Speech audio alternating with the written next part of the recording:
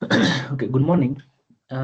Welcome to today's segment. My name is Dr. Justin Irongo, and I'll be taking you through financial institution. And I want us to start off our class by looking at the expected learning outcome for this particular unit.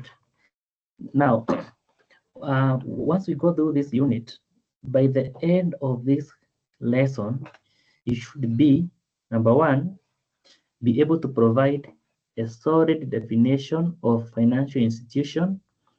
You should also be in a position to categorize financial institutions, and that you should be able to describe the specialness of financial institutions. So those are the three main objectives that we are going to achieve in our first lesson. Let's proceed. Now, the next one, I would like us to look at the overview of financial institutions. So let us first of all define what financial institutions refer to. So a financial institution are intermediary organization that facilitate the flow of funds between savers and borrowers in an economy. And I'm very sure that all of us here, we have transacted in one way or another with a financial institution, be it bank, be it SACCO, be it fintech, be it microfinance, be it insurance, be it other saving scheme. So, and these are the one that we are referring to as intermediary. They go between the savers and the borrower.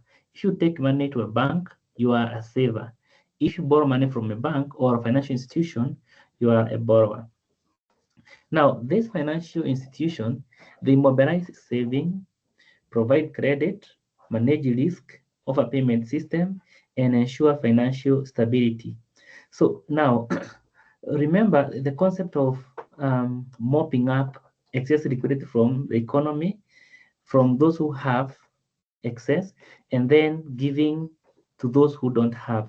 That is how the bank manage to balance or to ensure stability in the economy. And I'm very sure maybe in the course of our learning, we have ever come across in macroeconomics the measures that the government use to ensure the stability of money in the economy. So in most cases, they normally use bank. Yeah. So where the government can borrow from bank to ensure that there is no or there is less circulation of cash in the economy, or there is less flow of money in the economy, and this prevents the inflation. Remember, inflation is where in the economy we have too much money chasing too few goods. So the bank can act as a facilitator in this kind of a process. So the government can lend to the government. I mean, the financial institution can lend to the government as a fiscal policy, or they can lend to the public again as a fiscal policy to ensure there is circulation of more money in the economy. Then financial institutions provide services as intermediaries of financial market. So we have said that the banks or financial institutions, they are go between in the financial market. So let us look at the concept of financial intermediation. So financial intermediation is the process by which financial institutions like banks, SACCOs, insurance companies, pension fund act as middlemen between savers, that is lenders of fund, and borrower, that is users of fund. Remember, when you deposit money in a bank or in any financial institution, that financial institution owes you. So you, according for your case, you have an asset, but the institution that you have given money has a liability. Then savers, these are the household, firms, and government who deposit or invest their surplus fund. So if you have surplus fund, be it a household like me and you, firm, these are companies, or the government, they can deposit the money to this financial institution for investment. Then financial institution, they transform these funds into loan, investment, or other financial product. So this financial institution, for example, let's say bank, once they get money from you, then um, they lend those who don't have, or they can also invest. There are quite a number of investment like fixed income, treasury bills and treasury board, money markets, or other avenues like overseas or overnight lending. Then borrowers, these are individuals, businesses, and government who can access the fund for consumption, investment, or expansion. So borrow again, it can also be a me and you. When we are short of funds, we can still go to the bank and ask for a loan. Or even the government can also ask for a loan, or even for a business. Now let us look at the traditional financial intermediation. So this is the classic. This is a classical system, the one that we know, or the one that our parents used to work on, where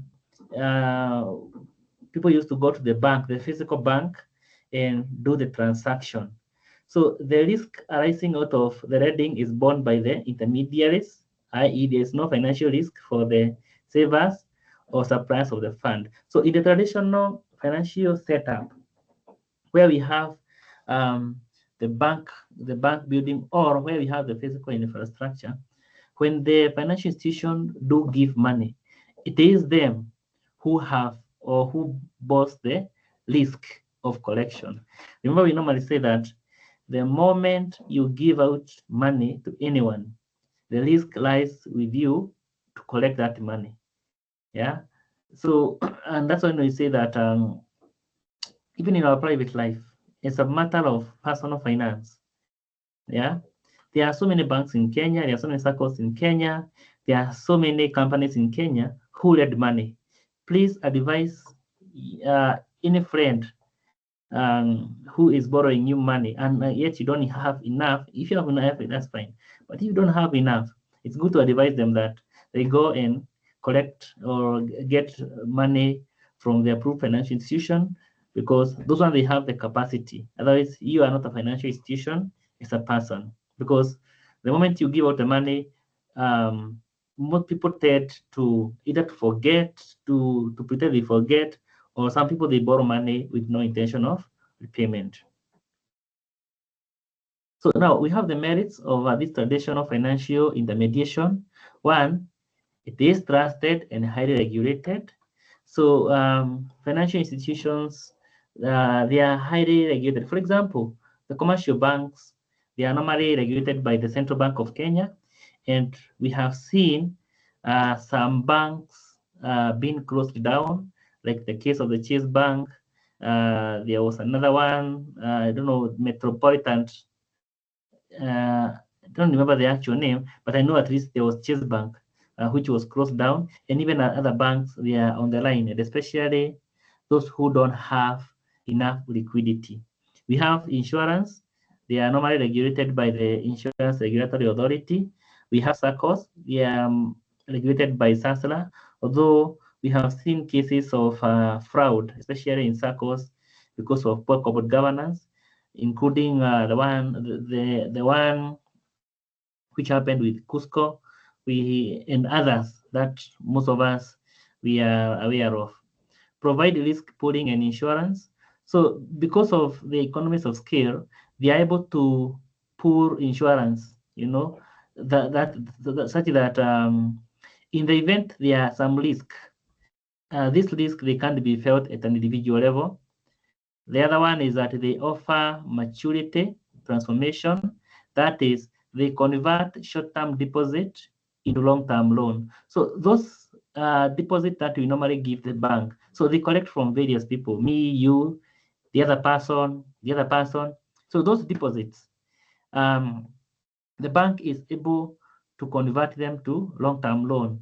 So I deposit the money, let's say 100,000 today. And then I will withdraw the same money after 5 days. But now the bank, through the intermediation process, is able now to collect those several ones and give someone a loan of 5 years. Remember, for me, I have just done a short-term deposit. The other person have done a short-term deposit, but those short-term deposits, they compound, and bank is able to convert them into long-term loans. The other one is stable and familiar to users. So most of us, we appreciate the fact that banks are more stable. Yeah, Equity Bank is very stable. Family Bank is more stable. KCB is stable. Cooperative Bank is stable. Insurance, Britam, stable. Microfinance, like Rafiki Microfinance, Fauru Microfinance. We have circles like Steamer Circle. They are more stable as maybe compared to what we are going to look in a few minutes, what we call the contemporary financial intermediation. Access to physical support and advisory. So in the traditional financial intermediation, you are able to walk into a bank, the branch that is near you, and you can be offered support or any advisory services as compared to the technological financial intermediation where you just apply loan through the mobile phone. In fact, you don't even know the physical location for those particular financial intermediations. Now, let us look at the demerits of traditional financial intermediation. One, they can be bureaucratic and slow. So you are very much aware that whenever you go to a bank, the processes of processing a loan, they are very cumbersome, very big lines, huge lines, many people have to fill in. I don't know, it's supposed to be signed by credit officer, it's supposed to be signed by credit manager, it's supposed to be signed by risk manager.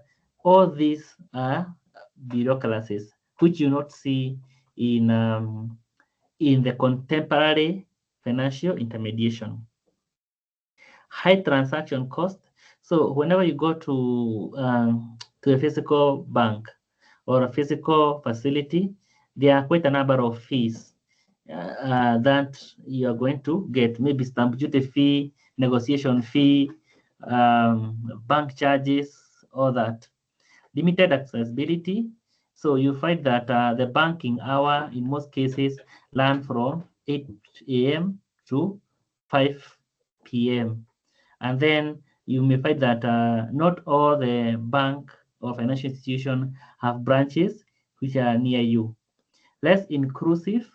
So these financial institutions, they exclude people in rural areas and those with low income. And finally, on this one, sometimes inflexible with products and services. So the banks or financial institutions, they are not able to customize their product to suit individual needs. And this represents the concept of inflexibility. Now, let us look at the contemporary financial intermediation. So these are the ones which are driven by technology. In the capital market, they do direct finance mechanism to connect savers and borrower, often bypassing the traditional bank. Remember, we have said that the concept of financial intermediation is where we have savers on one side, then we have the financial institution at the middle, and then we have the borrowers on the other side. But the contemporary financial intermediation, these banks are being bypassed. And some of the features of contemporary financial intermediation include one, technology-driven. So where we have the mobile apps, fintechs, and blockchain, greater accessibility. The bank, you can be able to access your bank 24/7. I hear they normally say banki mkononi. The other one is disintermediation. Some savers, lenders invest directly in borrowers via capital market. So you can be able to buy shares direct in the capital market. And when you buy shares direct in the capital market, then that means you have provided capital to the borrowers, but indirectly. Merits of contemporary financial intermediation. One, faster, cheaper, and more efficient transaction. If, for example, you want to take a small credit facility from the mobile app. Some of them, they take less than 48, not even 48 hours. They are instant, like Freezer, Tara, etc. You can be able to take a loan immediately. Wider accessibility, so you can be able to access your bank 24/7. So wherever you are, whatever the time it is, you can be able to dial in the sort code which is normally provided and able to access your bank and able to access your money. Promote financial inclusion. So these are contemporary financial intermediation because of accessibility of the mobile phone. Those who are unbanked, they are able to get the services. For example, I remember the groundbreaking M-Pesa and M-Shwari. So these products, they facilitate financial inclusion. There are quite a number of people who don't have banks in Kenya or they don't have bank account. But because of this revolution in the financial market, these people are able to access banking product through this financial intermediation. Offer innovative product that is P2P lending, crowdfunding, and the crypto. So these are online lending. You find that the way they do lending, that is, they get um, they they they lend money, then they collect, and some of them they normally use currencies like cryptocurrencies. Those are the digital currencies. Lower transaction cost compared to bank. So you find that the cost for online lending, although this can be debatable because some of them are extremely very expensive, and especially when you are borrowing. But when you are withdrawing, you find that the cost sometimes is relatively lower. Now, this contemporary financial intermediation, they also have some risk or some demerits. One, less regulated, in many cases, higher risk. So these are contemporary, they are not regulated, although currently the Central Bank of Kenya is making effort to have all the fintech being regulated, and I think the process is almost complete. So this one will be overtaken by event.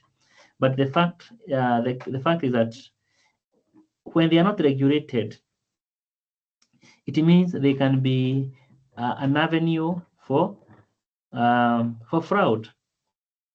Then we have the cybersecurity threats and fraud. So in most cases, this contemporary financial intermediation, they lose out of money, and especially from fraud cases. The other day we had a gentleman from Melu who was able to withdraw 11 million, I think, from a betting company, and this is a case of cyber threat and fraud risk.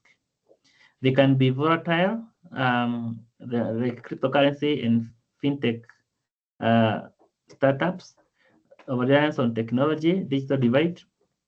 That means that they cannot work without technology. You can imagine somebody in a remote area like in Mandela or Wajir or any other remote area in Kenya where there is no even internet access. So this means it is promoting digital divide. Many lack personal advisory or human interaction. So you are only interacting with your gadget. So there is no one who is to advise you maybe on the product, suitability, the amount that you can take. So that lack of personal advisory or human interaction is a limitation as compared to the traditional financial intermediation. So now let us compare the two. So we are going to use the aspect, for example, the main players. In traditional intermediation, the main players are banks, SACCOs, insurance, and pension. In modern intermediation, we have fintechs, P2P platforms, and capital markets. The mode, traditional intermediation, it is indirect, that is bank as a middleman. Modern intermediation, we have direct plus indirect. The indirect, these are the tech enables bypassing the banks. Then we have the technology use. We have low branch-based paperwork. Then we have high app and mobile blockchain. Then we have accessibility for traditional intermediation. These are limited the banking hours, but for modern intermediation, it is global and it is 24/7. Examples of traditional intermediation, especially in Kenya, we have Equity Bank, Cooperative Bank, or Mutual. Then modern intermediation, we have M-Pesa, PayPal, Robinhood. I think Robinhood is not yet in Kenya, and Binance is not yet in Kenya. Now, so far so good. Let us now look at the classification of financial institution. So financial institution can be classified into 4 major groups. So we are going to start with the first one by the function. So by the function, we look at the depository institution, and this depository institution, they accept deposit and provide loan. Examples, we have the commercial banks, saving and credit cooperative circles, we have microfinance institutions. So this institution, they accept deposit from depositors or savers and provide loans to the borrowers. Then we have non-depository institutions, and this one do not accept the deposit but provide financial services.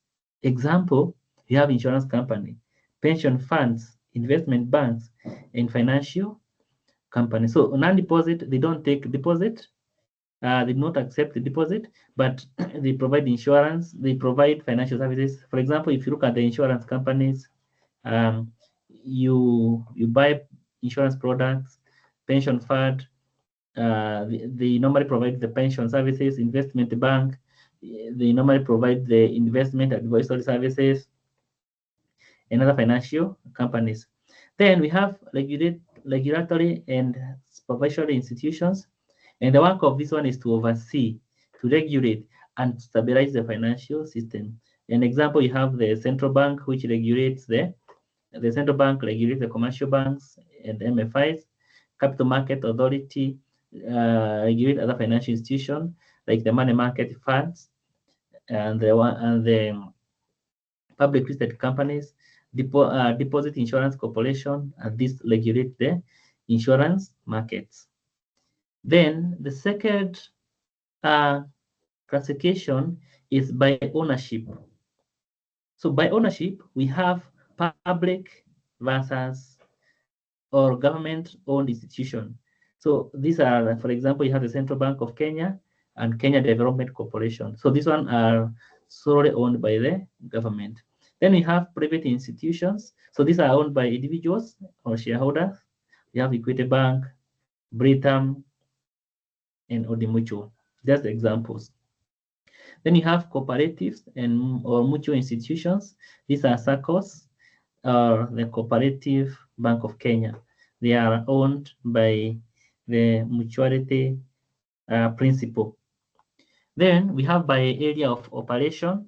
So we have those which operate locally, and we know them, the Equity Bank, National Bank, etc. Then we have the international or multinational financial institutions, and this operates across different countries. We have IMF, World Bank, and African Development Bank as examples. Then we have by nature of service, commercial banking institutions.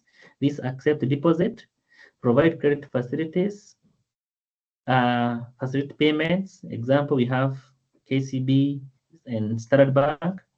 Then we have investment institutions, and these facilitate investments in securities in capital market. Example, we have NSC and stock brokerage firms. Then we have development financial institutions, and these provide long-term project financing. Example, we have Kenya Development Bank, Industry and Commercial Development Bank, etc. Then, continuing with the nature of service, we have insurance and pension institutions, and these provide risk management and retirement benefits. Example, we have Jubilee and SSF. Then we have microfinance institution, and this they provide small loans and financial services to low income groups. Example, we have Fauru and Kenya Women Trust Fund. Then we have the Credit Reference Bureau. And Credit Reference Bureau, their work is to collect credit information from all financial institutions, and they amalgamate or they condense this information into one report. And in this way, they help to analyze credit report before it happened. For example, if you have borrowed from Bank A, Bank B, Bank C, Sacco A, Sacco B, Freezer A, Freezer B, so and then you have defaulted. So all this information is collected. So when you go to borrow in another financial institution, they'll tell you you your credit score are not good because you are a serial defaulter. You have not paid from X, Y, and Z. Then let us look at the concept of specialness of financial institutions. Why are the financial institutions regarded as special institutions? So financial institutions are special because they perform functions that are or that no other institution can perform as effectively. Their uniqueness arises from their role in mobilizing saving, allocating resources, managing risk, and stabilizing economy. The general area of financial specialness include: one, we have information asymmetry. So information asymmetry is whereby um, we need to have the same information. So the financial institution, they help to reduce information asymmetry because they are able to collect information from borrowers and screen that information before they give loans. Then the other one is maturity transformation. That is the ability to convert short-term liabilities, that is the deposit that we normally give, that can be withdrawn actually anytime, into long-term assets. So these long-term assets are mortgages and business loans. Then we have risk transformation. So by pooling deposit and investment, institutions spread and manage risk.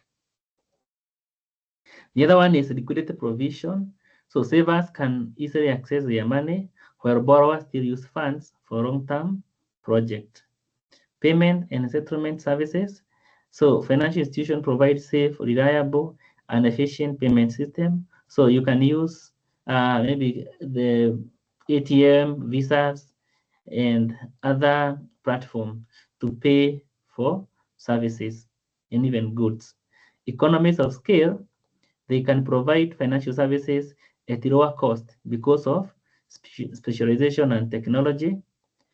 Monetary and economic stability. So through the link with central bank and regulations, financial institutions play a role in implementing monetary policy and stabilizing economies. We continue.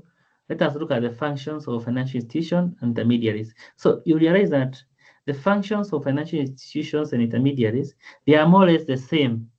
They are more or less the same as why financial intermediaries are special. The first one is mobilization of saving. That is, they collect surplus funds from households, businesses, and government. Two, the allocation of capital. That is, they get money from those who save to those who want to borrow. Risk management. So they provide a mechanism for managing financial risk through insurance, diversification, and hedging. Maturity transformation. We have talked about that is converting short-term funds to long-term. Liquidity provision allow depositors and investors to convert their asset into cash easily. Payment settlement, that is, they facilitate transfer of money. Monitoring and information services, that means they're able to reduce information asymmetry by screening borrowers, rating creditworthiness, and monitoring investment. So those are, then we have implementation of monetary policy. So we talked about the central bank using the fiscal policies to regulate the supply of money in the economy. Either they can have an objection or an objective of increasing supply of money in the economy or reducing the money in the economy. Promotion of economic growth and stability.